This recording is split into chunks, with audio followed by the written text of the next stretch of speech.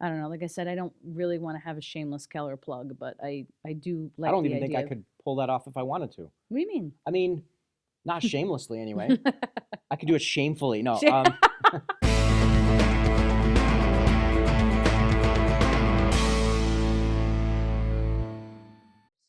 What should sellers be really thinking about if they're getting ready to get on the market, or maybe they're waiting? Should they be waiting? Like, what is just the biggest challenge you think sellers are facing right now?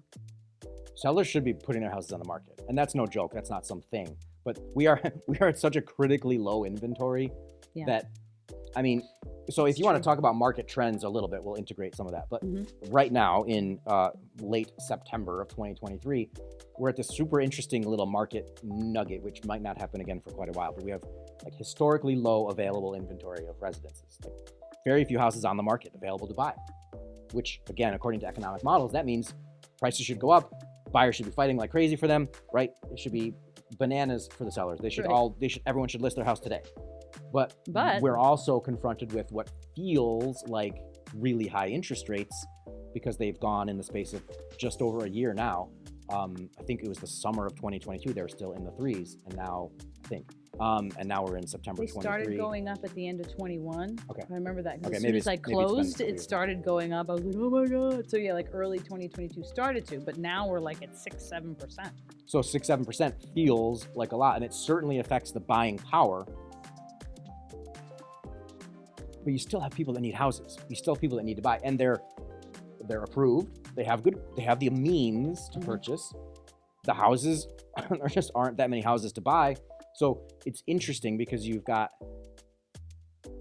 buyers that want to buy, but there's a governor on what they can do because of the interest rate and the lower buying power. So they can't quite compete in the same way they were competing, say, during the COVID years, where everyone was just I'll, like a poker table, like I'll increase your bid by this or whatever. It's not quite like that, but you still have to be competitive.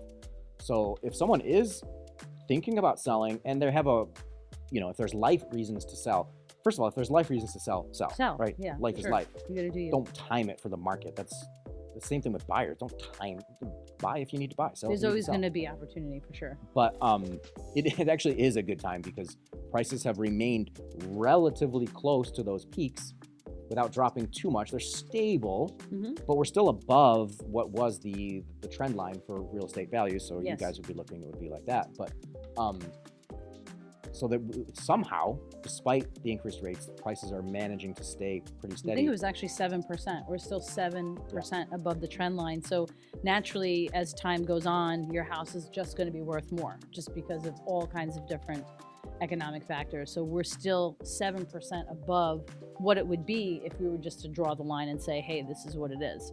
So you still actually have about 7% to play with if you look at it like that. So if you think about it that way, if you've owned your house for 5 years, say, or more, then in the last 5 years, you're still well above the expected gain. Right? But like Rich said, if you have to sell for life reasons, sell. Don't wait. Yeah, and I don't know. I can't predict the economy, but it doesn't sound like people are thinking that we're going to get some sudden drop in interest rates, at least not significant. And we're certainly not going to suddenly have a whole bunch more houses available, like we just talked about. So it's going to be kind of status quo for a little while.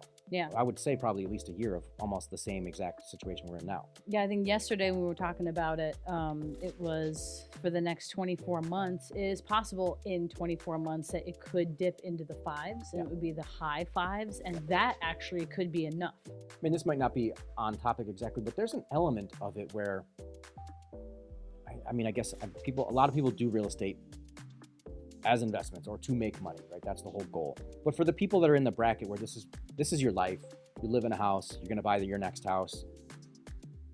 I don't know. Sometimes I just think it's like you said, it's easy to overthink. And is it going to be worth $5,000 more in 2 months? I don't know. Is that worth stressing about? Just live there and be happy. Yeah, I don't know. Yeah, just seriously, just make yourself happy.